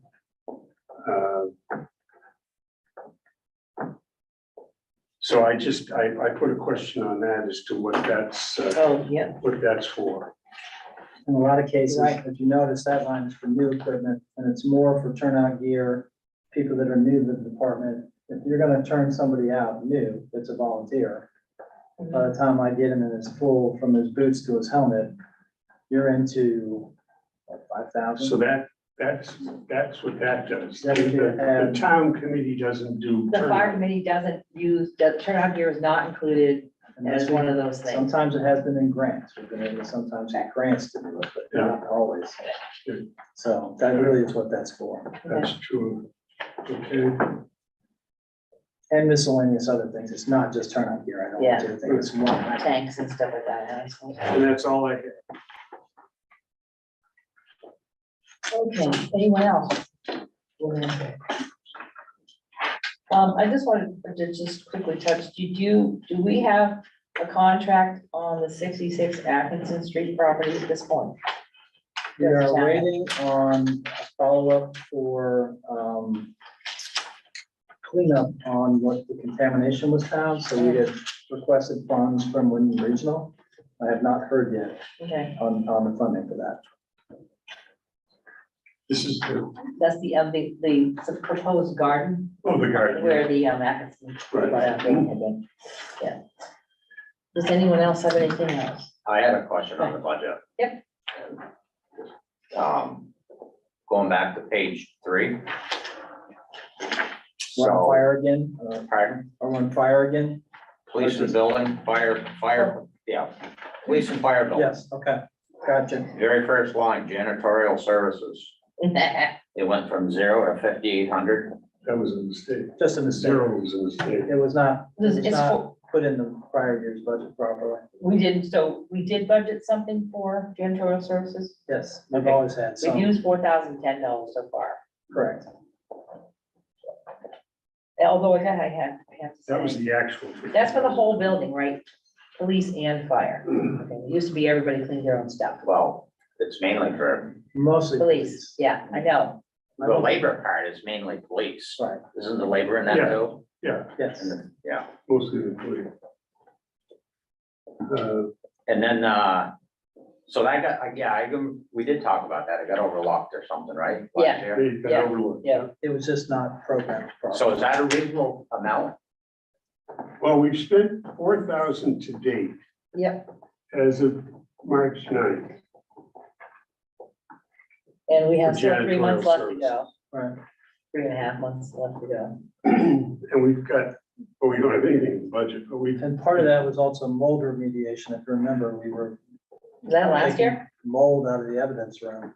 The 4120? Right, so there was some of that. so that was as in well. there. So that's there, but a normal year, like this current one, is gonna run over, get probably closer to $5,000. Probably. Is that just because rates went up? A little bit of rates went up. Right, materials. So 5,800 is probably not a bad one. It's probably right about right. And I had another question on the rubbish removal, but I guess when you really break that down per week, that's like $20 a week, right? Rough figure. Yeah, it's So it's, Yeah, okay. All right, just that little, what, 3-yard dumpster. I mean, it's not that big, yeah, it's not, it's Yeah. a smaller one. right? That's all I have. oh, my only complaint about some of the stuff around town hall, and that, and the fire department, police, is why do we drink our own water? Why are we using a bottled water system? I say that because there are faucets in all of these buildings, and we don't drink the water that we pay so dearly to protect. And I bring that up all the time, nobody wants to drink the water. I drink the water, I drink the water at home. yeah, good for you, but why are we paying for bottled water from somebody's tap somewhere else? So You know, we get a is there- union grievance. Oh, my God, Jesus Christ. I'm to telling drink you. our own damn water. I've been involved in corporate, my corporate life with expense reduction programs. You bring a McKinsey and Company in. Yeah. Oh, Lord, yeah. And of course, they always attack the water cooler, always attack. I mean, I worked for a water filtration company for So 5 you get rid of it, years, and then 2 years later, it comes back. comes back. Bigger fish to fry. Yeah. I mean, we're gonna get the coffee next, or? Listen, we make water, Bellswell makes water, we should drink Good water. water, right? Pond water. It's good pond It water, is good pond water, actually. Pretty tasty. jeez. Oh, so where are we now? Done with that. Operating budget, you went over, you need to go back over the capital project update. And future capital project update? No, we touched on those Touched on briefly. I think the only other thing I want to bring to your attention was, if you remember, we had a problem on the debt schedule before. There was just a Yeah. typo. Oh, yeah. Yeah. So this new This sheet looks right. reflects the changes, and I just wanted to bring that back to the board so that they see That's the big sheet, right? the big sheet. Yeah. This, yeah, this one was folded At least up. we can read it. I have one more thing on the budget. I Oh, just sure. remembered. I'll just throw it out there. I don't know if there's money in the budget, but if there isn't, it would be a good idea to equip at least one of our cruisers with a AED. You know, we have talked about, And we do have AEDs, and they are aging out. We've replaced some of them. We need to replace all of them. right, but right now the PD doesn't have any in there. I don't believe we have one in the cruiser. Oh. We don't. So. You're right. And I'm sorry, please remind me again of that. So we have one at recreation, we have one, and well, I think we have like 7 altogether, if I remember. What is it? Automatic external defibrillator. Yeah. The one. Oh, I'm sorry. I'm assuming they're all CPR certified and trained to use the. Yeah. But currently, of the 3 cruisers that we have, my thought was at least the one that the frontline cruiser, or whatever you wanna call it, should be equipped with an AED for, Yeah. you can buy one for like $1,500. Where did the one come from, the time we had a heart attack in the? We have theater? one outside the theater here. There's one here. There's one here. Yeah. Near Okay. the popcorn machine. Good places, okay. Just don't get butter. So I just wanted to say that if there's somehow we should, What do those cost, you know? I think Anywhere from $2,000 to, they're about two to 2,500. It just depends on what type you get. Some of them now are digital. They'll talk to you, they tell you what to do. I mean, you can get these really elaborate ones. The basic ones are not that expensive. I don't see why we can't squeeze something out. Good idea. so do we need to increase that by $1,500? What line would we put that on? I don't know. Well, we You wanna can buy build that it part in of the general equipment line. We have that Yeah. extra money. We'll just find a way to buy Right. it. Yeah, that's a good idea. Thank you. One other thing that I've got from the budget, which I brought this up a few times, it's not a monetary thing, but we are we are negotiating contract. Right, yes. And the issue is the town office hours. Okay.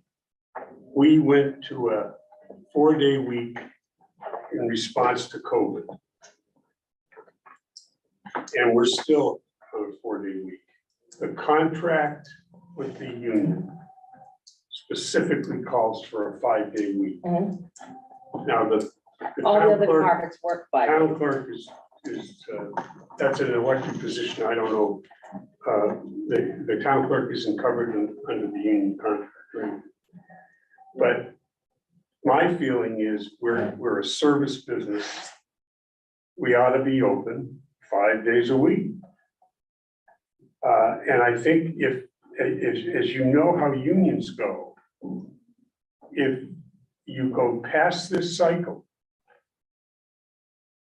and leave the language in the contract the way it is, you'll get, and you try sometime later to go to 5-day a week, you're going to get hit with past practices complaint. So I think, I think for all practical purposes, even though COVID is not over, the response to COVID is over.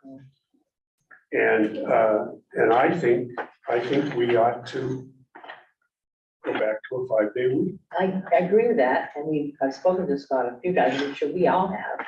What are you thinking, Scott? Because we had a negotiating meeting today, we didn't talk about that. No, they've not talked about it.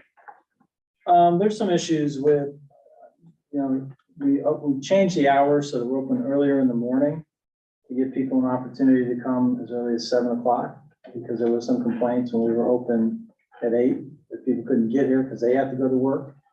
So part of the 10-hour days accommodate some of that, that people do come and do, tax payments and other transactions at that time of the morning. So that's a concern. I mean, you could start, somebody could start at 7 o'clock and somebody start at 8. Stagger it. Yeah, and then you've got coverage But if it does say, if it's saying 5 days in there, then we're not meeting that. And The real, well, if you let it go, like I say, you're stuck. You're forever stuck from the union standpoint. And what I'm saying is, that's not a good I don't position think we for us. specify hours of work, Jigs. I'm just looking at the contract with local 98. I don't believe that. I didn't see It anything. definitely has 5 days. I don't think it does. It's got holidays, it's got, I don't see anything that, Might say something about highway department or water and sewer, but I'm looking while we're talking, so I'm This not, is the, office. right. Which are all covered under the same basic contract. So I have a question. I don't see it, but I'll look again, because I don't see it in here. Just as- well, anyway, the issue is, Right. I got mine too. you know, it appears that at least the majority of this board thinks we ought to be on a 5-day basis. And I think that, I would say that based on what I've seen, it appears that the town office staff look at that as sort of a benefit. But it's not a defined benefit. It's one that was well, started. if you're gonna, in other words, the flip side is, if you're gonna grant that, it will be a 4-day a week for the home office staff, then no salary increase. Get a quid pro quo for it. I mean, absolutely, No, I understand what you're saying. this is a hell of a benefit. I think we gotta talk in And we are executive having session. a brief executive session where no Yes. action will be taken after we get done. with the Yeah. agenda. and- So and we I will think be there can- too. We can And- chat more. Did you have something to say, Wade? I just wanted to ask, I don't want to wrap my arms around it. So you're in the current contract, it says 5 days. I swore, Well, I've got mine here. I don't see I it don't in- remember seeing it. No, I don't believe hours of work are specified. that, And what you're saying is, what do you mean by if we let it go? if you don't change the hours back, we made a change because of COVID, okay? If you leave it that way, it's gonna stay that way. If you try subsequently to go back to a 5-hour, the union will bring a grievance against us and basically say past practices apply. And even if you want it, you have to hire lawyers, and it's a big expense. And what's the concern with I mean, I understand that being a service, business, but is there business that can't be happening in those 4 days that's, So I would say, affecting you? I mean, I remember, I mean, there's a lot of business that goes on, people, It's right here. I know, Where is it? I know, Page 14. Well, maybe 15 in yours, but 14 and 15. And it does say the normal work week shall Oh, there it consist of is. 5 consecutive 8-hour I days. knew. it was- Monday through Friday is false. Thank you. Because, when you're, Well, it's different for different departments, but yeah, Yes, but it does for the say town 5 hall staff, 5 Yes. days. 5 days. 8 to 4:30. Well, if it says it in there, isn't that what we should be doing? And my feeling is, people ought to, if they want to search for a record, okay? On like Friday. They Yeah. can't do it on Friday, okay? Not right. A lot of people wait till the end of the week to get their They stuff might done. they might come in and pay taxes or whatever, and it just, we ought to be open 5 days. It says 5 days in our It contract. does. And so, like I said, if we're not gonna be 5 days, if the overwhelming belief of the boards is that we should go to 4 days, then negotiate a price for that. It's a hell of a benefit. But we've also talked about ways of retaining staff that's, from a benefit standpoint, so. I mean, to me, it's not, But the contract should reflect, I guess, is what. no, I Yeah. get that, no, I agree that it should be reflected, but it's also different. The ways of doing business have shifted, and if that's viewed as a benefit for retention, I think that we need to be sensitive to that. Well, I don't think it does. I think we've got, I think there are a lot of Same. people that like the flexibility in their. Jeff, we're talking about four people. Is it more than Four four? people. How many people were Yeah, about in the four. building during the day? Well, Not just what we paid for, the entire. Or people, it's hard to find a replacement for some of those people. Yeah. So if they're able to work in a different environment, they're that's what represented, suits I think them. there's at least three. Currently Non-represented represented. Are usually in the building, Okay, but I'm just asking questions because I mean, it hasn't affected my ability to do the things that I need to transact in town. I mean, this line of conversation has not occurred to the select board. I haven't heard them ever talk about it. Well, like I say, this is They leave it to union management. negotiation Yeah, time, fine. and it's time to, Chase has a valid point. Yeah, no, I get that. I'm not discounting it. I'm just saying they have It not. should be addressed one way or the other, now's the time. But that means we'll need to talk with Peter the next time we're meeting in a couple of weeks. So I guess that's what we'll do. And can bring them to see what they think. At least he thinks the board is meeting next Tuesday, so maybe. we can, Okay, was there anything else? Were we done with the well, we had budgeting? multiple inputs from various members on ARPA. Yep. So I made copies and stuck them at everybody's. It looks like we have several different ideas about what we want to do, and Right. now that we're finally getting that, I think it would probably behoove us to put this together in some kind of like poll. without then- money. With that, what, yeah, like an online poll, like what do you call those monkey, I can't remember what those things are called.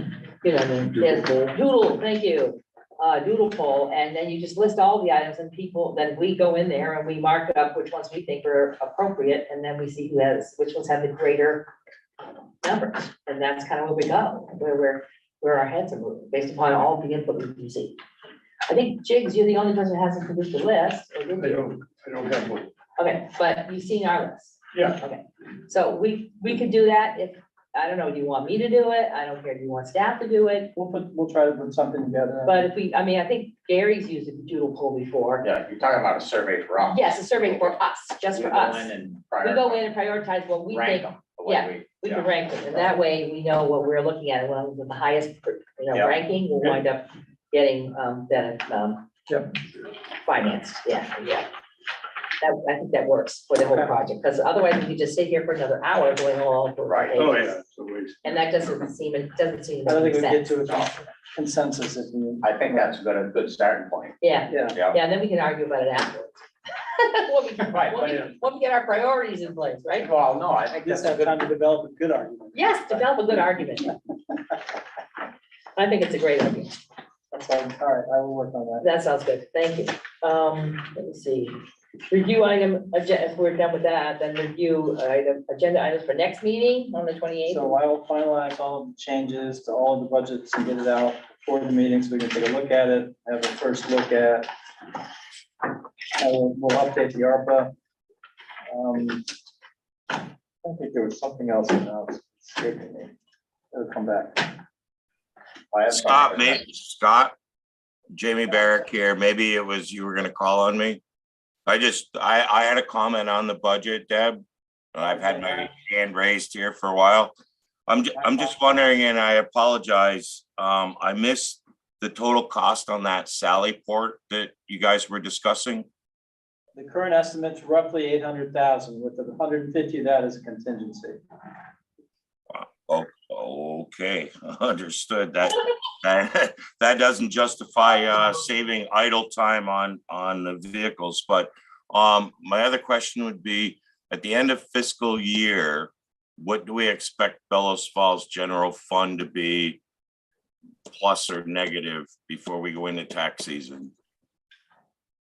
Well, the result of operations, I think last year we added 50,000 to fund balance. 58,000, something like that. Roughly, Yeah. and I guess we're trending probably close to that same number. And we still have roughly 600 and some odd thousand in fund balance, which is well in excess of the 20% Needed, yeah. that the Yeah. auditors recommend. So the board has some decisions to make about. That's not healthy to keep that. About drawing down. Right. Yes.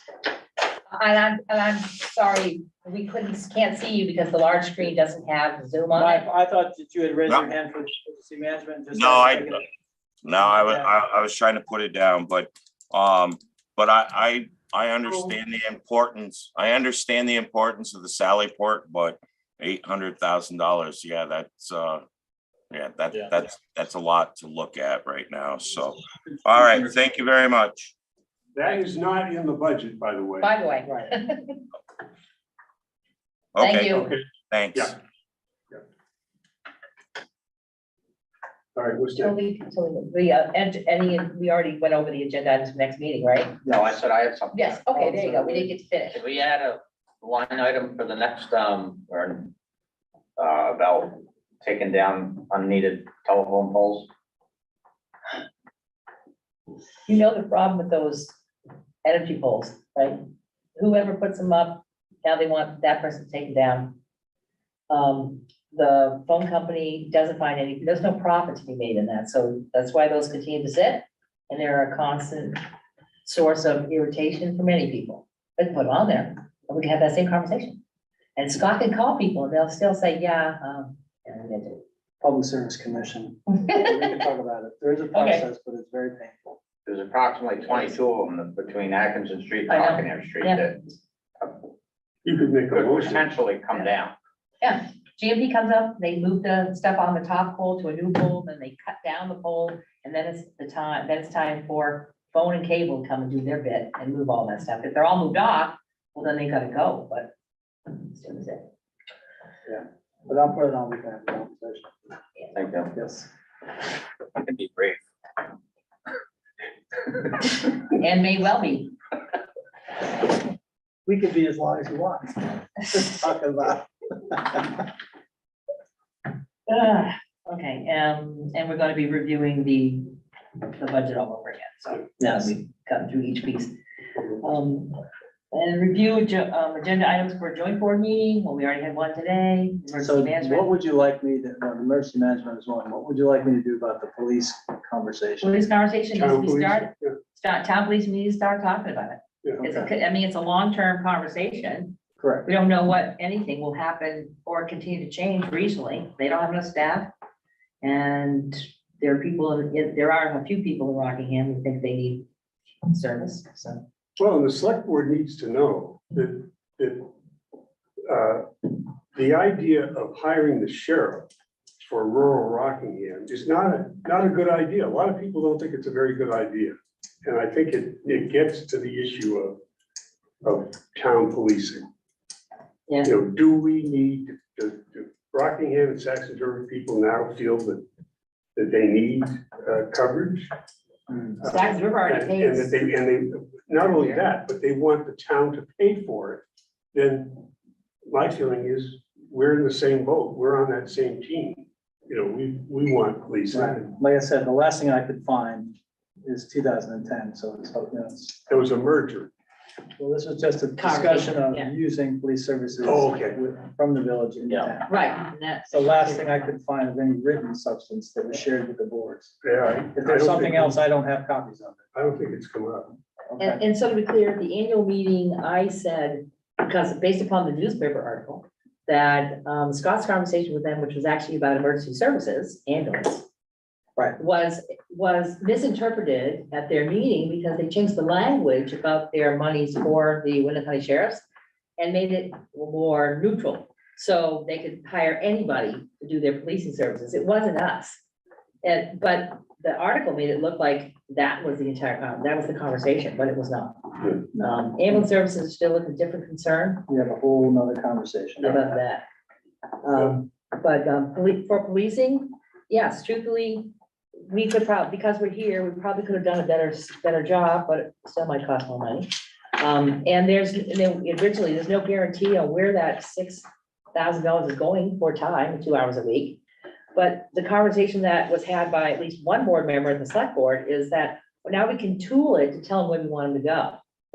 Okay, well, now it looks like we're just taking $6,000 and throwing it at one particular neighborhood, and the rest of rural Rockingham isn't gonna get any service. You don't know, but it's still clearly not an effective way to police. So that conversation, we need to start at joint board. and see where it goes. Review and approve orders, bills and warrants. Did everybody get a chance to sign? So moved. Second. Any discussion? All those in favor, please signify by saying aye. Aye. Other business. Scott, No, nothing. I'll say. wait, All good. James. The only thing I would say is I want to hear the upshot on the village banner because we have to get it up sometime in the middle of April. Sean was working on the price, Okay, so we do have. for our annual meeting Is and working on it, elections. so I should hopefully know something soon. Maybe we're gonna teach the town a few things on getting some more advertising. Who knows? And thank you for your efforts too. Is that thing still hanging around down here? The purple banner? It's I something, think he took it. Or did he He take might have it? taken he it. might have taken it with him. Okay, Yeah. that was it. Stephanie. Yeah, there was a lot of conversation here earlier about some police and the fire as to what they did with the event that we had, but also thank you to the highway department. Yeah. There was a lot of heavy wet snow, and it's a lot of time, but we're driving a plow truck or Sure was. plow vehicle or I whatever. think they're still at some of that. Yeah, busy week. Yeah, not done. They've been working with Green Mountain Power. to Yeah. help Clear areas to try to get people to roads that are closed, so they've been working, Nonstop, pretty I much. really appreciate it, yeah, they've done a nice job. I'm all set. I just want to say, the fact that I wanted emergency management to be placed on here to talk about it didn't mean I disregarded any of the fire or police or any emergency services. I appreciate every damn thing they do. I do. I just see that there are community members who don't see what they're doing, and they also feel that they're being underappreciated or underrepresented. I wanted to make sure they had some time to do that. And that is, no matter what, how much we do, there's always something that won't make everybody happy. So I just wanted that opportunity. And I do appreciate everything they've done. And everything. Learn from it, improve next time. Exactly. And so you'll have your debriefing meeting, and then you'll see what went right, what went wrong. what We're we need to do. entertaining an executive session. Yes, we will have a brief executive session, and there'll be no action taken. Would you like to do the honors? Sure. It's on contracts, the same one. So it's the Okay. second page there. I'm going There's at to least two two, votes. these two votes, yeah. make the motion that we enter into an executive session to discuss personnel, labor relations and contracts and employees where premature general knowledge may clearly place the municipality at a substantial disadvantage. And to enter into an executive session under 1 VSA 313A1, and invite the municipal manager in for same. Need a second? Second. All those in favor signify by saying aye. Aye. And the second? I move that the board enter into an executive session to discuss contractual matters under provisions of Title I, Section 313A1 of the Vermont statutes. Need a second? Second. All right, all those in favor signify by saying aye. Aye. Aye, we are in executive session. Thank you. Kathy hears this. I will take care of the time votes and stuff. Thanks. Thank you, everyone. Good night. Recording stop.